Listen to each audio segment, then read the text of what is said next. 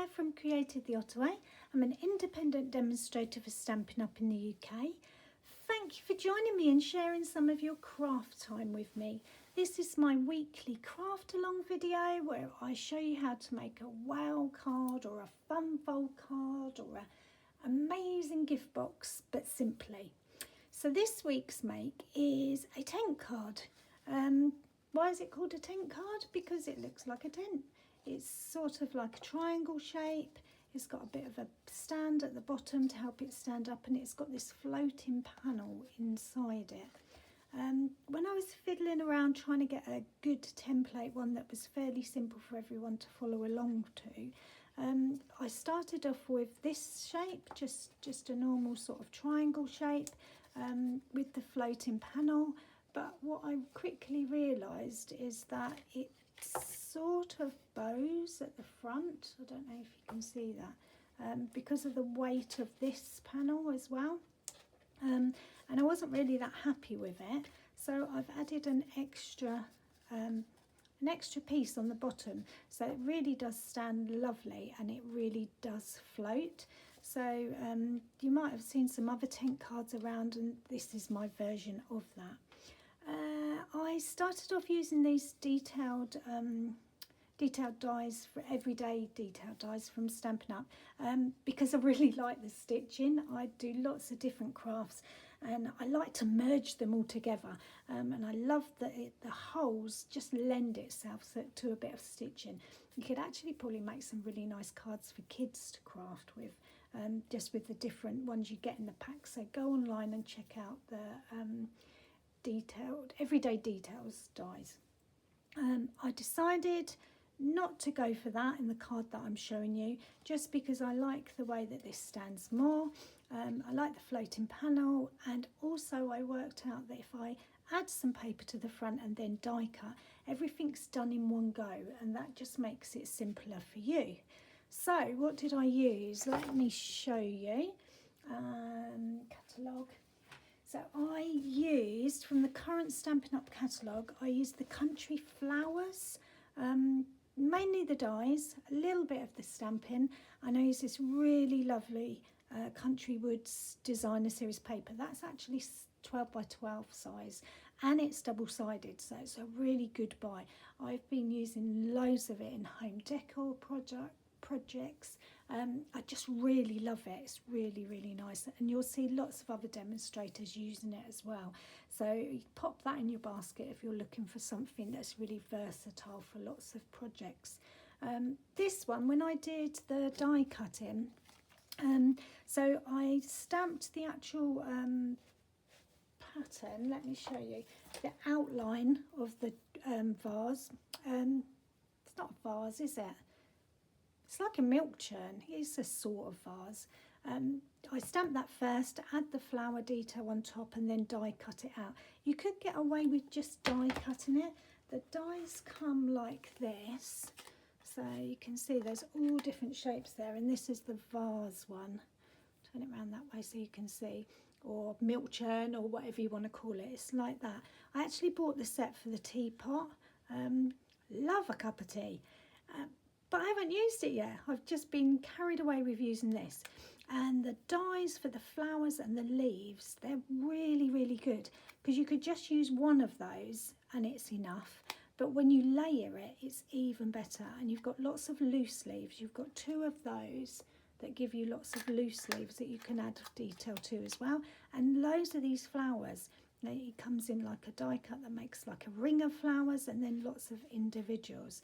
Now, the good thing about using these dies, or the thing I like, I've got rheumatoid arthritis, and sometimes stamping is just impossible. So I tend to sort of use die cutting more than stamping in my makes. And I've got loads of sheets of watercolour cards. So it's just plain watercolour card. I've used some Stampin' Up ink, and I've just sort of whooshed it all over with a brush, or just used my block. It's a 5-minute video showing you how to do that. Go and have a look for that. And then I end up with loads of pieces like this, and then along comes me with my die cutting flowers. So say like this one, And then what happens is when you die cut, you actually get a variegated colour in your flowers, and no two flowers are the same, which is just like it is in nature. You end up with all different ones. So I really like to use that feature with watercolour card and some lovely pretty flowers. And when you do the leaves, you get the same, so you can watercolour on some leaves onto paper with different greens, and yet when you die cut it, they come out completely different. So if you're a fan of die cutting and you just want to up your game a little bit, give that a go. Just do lots of die cutting out of watercolour cards. You can see on this one it's really dark at the background and then it gets lighter, so that really fits perfectly on this card. If you use just a plain coloured card from Stampin' Up, it will still look just as effective, but the variegated colour really makes it pop off the page. So that's a top tip from me. What else do I need to tell you? I think that's it. I think I've waffled loads, haven't I? So sorry. I showed you the stamp set, I showed you the die set, Countryside Flowers is that. What do you need? This is what you need to make the card. If you have any questions or you want to get in touch, show me your crafty makes or shop with me, you can find me here. This are the sizes that we need, so I'll let you screenshot that. Okay, and then move these out the way. So basically we've got 3 elements to this card.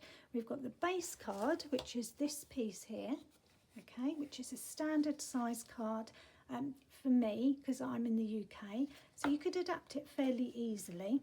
I think you would still be able to fit this piece that I'm going to talk about in a minute. You just make it would make it to fit the length, but the actual mechanism of the up and down bit, I think you could do the same sizes. So give it a go and let me know. Let me know if I've just said something really stupid and it doesn't work, because I'd love to know. I like to help you create stuff and just bring some crafty joy. So you need the base card, you need this piece because it's a separate piece that you glue in, and then you need this little foldy bit here that's going to help your panel just float like that. I don't know if you can see that. That's the only thing with videos, isn't it? Okay, so that just stands really nicely. So they're the sizes. I've done it in inches and centimetres. If you wanted to give it a go with just the narrower opening, you just don't take off 2 of the longer pieces on here just to see how you get on. But yeah, give it a go. Right, enough waffle, let's do some crafting. So I need my paper trimmer and I need to cut a piece of card that is 4 1/8 by 11 3/4. Now I'm going to talk to you in inches today. I've done both sizes for you. When I do inches, people say, can you do centimetres? When I do centimetres, they say, can you do inches? So I'm going to swap it around all the time. So today is inches. So if I'm talking to you in double Dutch and you think, I don't know what she's talking about, go and check the sizes and do it in centimetres. So I need 4 1/8. I think actually I've already cut this to cut down your watching time. 4 1/8 by 11 3/4. Turn it that way. Yep. And then you score it in half. So you can either fold it in half or score it in half, and the score line needs to be at 5 7/8. Make sure you've got your cutting blade well out the way. Okay. So that is that. My score line didn't crease for some reason. Let's just press that down. Okay, so that's my card. Now what I'm going to do is I'm going to add my designer series paper to the front piece. So whichever side you deem is the front. And I've got a piece of the Countryside Woods. And I need to cut that. So I'm going to cut it to 3 7/8. 3 7/8. So you do need your cutting blade by 5 5/8. So 5 1/2 is 5 4. 5 5/8. There you go. Move that back. Okay, and I'm just going to glue that straight on there, and you can see that there's a white border all around my card. Now I want to put enough glue on here so that the middle bit sticks as well as the outside. So I'm putting glue all over the whole thing. You don't have to be careful about where you're putting it, you just want it to stick. So that is going to go on there. Got a bit of glue on there, I don't want that to come off on my card. So that's going to go just in the middle there-ish. Okay. Now then what I'm going to do is I'm going to die cut a rectangle shape out. Now I am using a retired rectangle die from Stampin'Up. If you've watched my videos before, you will know that I absolutely love stitch detailed. Did I say that? Yeah, I love stitch detail. And these rectangle dies have got like a double stitching. So what happens is when you die cut, you get the stitching around the outside, but also the piece that is die cut has stitching as well. So what I'm going to do is going to go and run this through my die cutting machine off camera because it's just to the side of me. But I need to open my card out and just die cut this panel here, okay?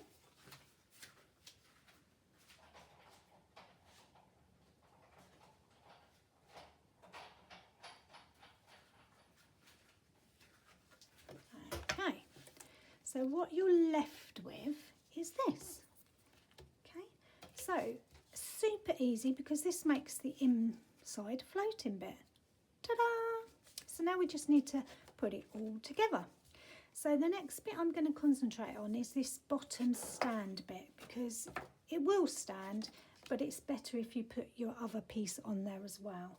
So I need a piece of card that is, let's move this out the way, that's 4 1/8 by 4 3/4. So this looks like it might be quite a good size. Let's have a look. 4, it's definitely not 4 3/4 that way. Oh, it's 4 3/4 that way. So 4 1/8 that way. Let's put that off. Okay, so I don't need that. So the size that is longest, the side that's the 4 3/4, so turn it round. I'm going to do lots of scoring. Okay, so I'm going to do it at 5/8, which is there. Make sure you get that cutting blade out the way. 1 1/2, so that's 1 1/2. 2 3/8, 3 1/4,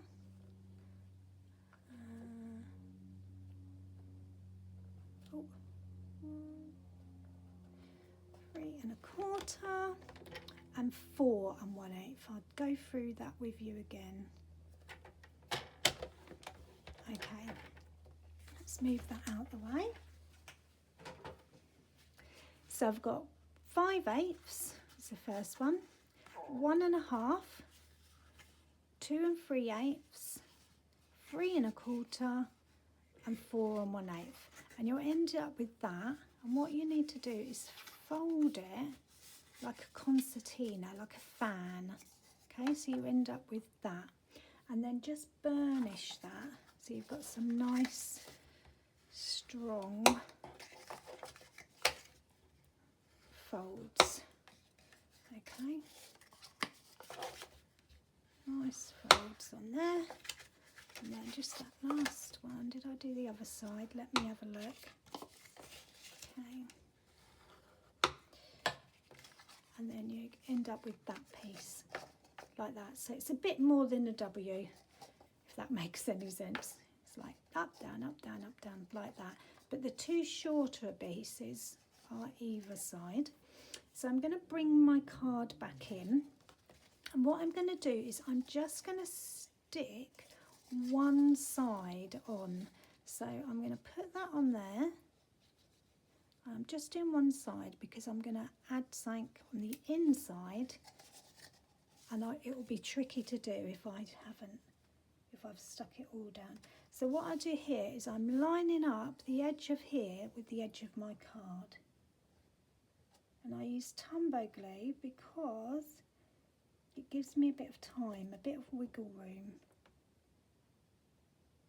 So I think that's about right, but before I press too hard, I'm just going to have a look and make sure that that is in the place that I want it to be. So it's just like that at the moment, but you can see the back of the card. Now, when I did this one, I did the lovely pink at the back, and it really helps make the card pop. So this time I've picked this paper. Now this is also retired paper. It's the New Horizon paper, but I love the moodiness of it. And the reason I've stuck this bit on first is because I want this paper to hide this. So this needs to be, let's have a look, 3 7/8 I think will do a good job. So let's do it again at 3 7/8. Okay. And then by 5 3/4, let's try that. 5 1/2, 5 3/4. Let's see what that looks like. So bring that back in, and before I glue anything down, I look to see if that's right. I'm actually going to trim that a bit more. So 5 3/4, I'm going to take it down to 5 5/8 again. Just because, yeah, I would have got away with it, I think, but I'm going to put it like that. Okay, so I'm just going to stick that on also, just on my back piece. I love how this is coming out. I like the vibrant colours. I love the ease of the vase and the die cut flowers. So that's going to go on there. And again, there's a little bit of a white border around, which is good. Okay, now what I'm going to do now is stick this bit on. So I need to fold it up on itself like that, and I'm going to put some glue on here, just on this little flap. So that is going to go on there. And then that bit is going to come over. And just make sure it folds nicely so that it will go in your envelope. Okay, so that makes the nice frame like that. Okay, and then what I'm going to do next is decorate my little panel, which has disappeared. Oh my goodness.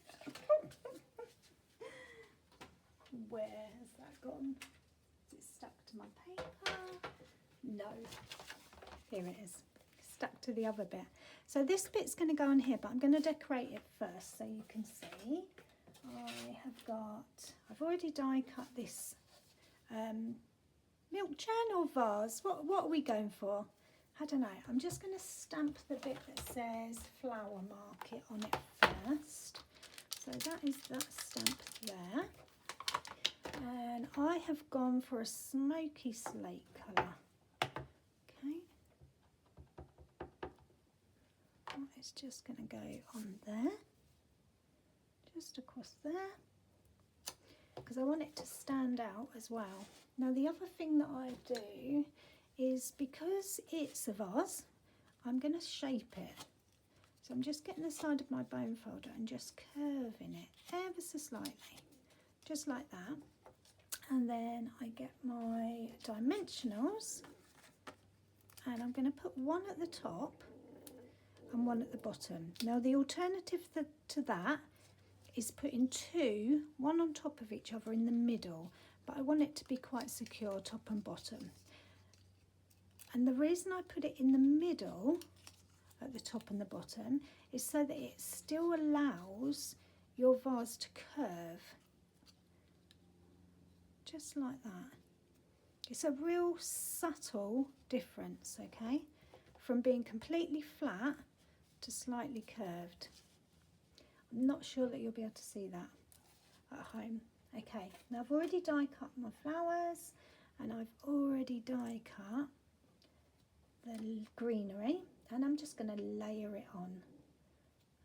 I think I forgot to bring my gems through. That's a bit annoying, isn't it? So I'm going to look at my leaves, and I'm going to go for the darkest one first at the back, and I'm just going to, can you see the watercolours on both sides? I was obviously having a really fun day that day, doing lots of watercolouring. Okay, I'm gone for the darker leaves at the back to give it a bit of depth. This one's got a bit of dark on it, so I'm going to go with that next. I am going to glue this straight on as well, and the next one I think I'm going to put some dimensionals on. So I'm going to overlap it with my vase just because it makes it come alive a bit more, and then I'm going to use tiny little scraps of dimensionals, which I'm going to use the bits around the edge to do that. Just chop them in half so you end up with tiny little bits like that. Put that on there, and then maybe another one. Let's have a look. Let's cut another one off, because if I put a great big dimensional on, it's really gonna be noticeable. But if I just use little bits, it does exactly the same job, but it's hidden behind the leaves. So this one is going to go on the front, and because it's raised, what happens now is I can tuck some flowers behind if I want to. So just put a little dot in the middle and just shape it slightly with my fingers, just the petals, and that is going to go there. Use the end of my scissors just to hold it in place for a minute, and then another one. So just shape them a little bit, not too much. You could use an embossing tool to shape the middle, and again I tuck it behind slightly because it looks more real rather than it all standing out. This one I quite like because it's got a little bit of a lighter colour on it, but this one's really nice as well. And I'm going to put it on the front, so I'm going smaller. Just helps with the depth on your card using different sizes. There. Okay, so they need some gems, which I'll add at a later date. But that's it really.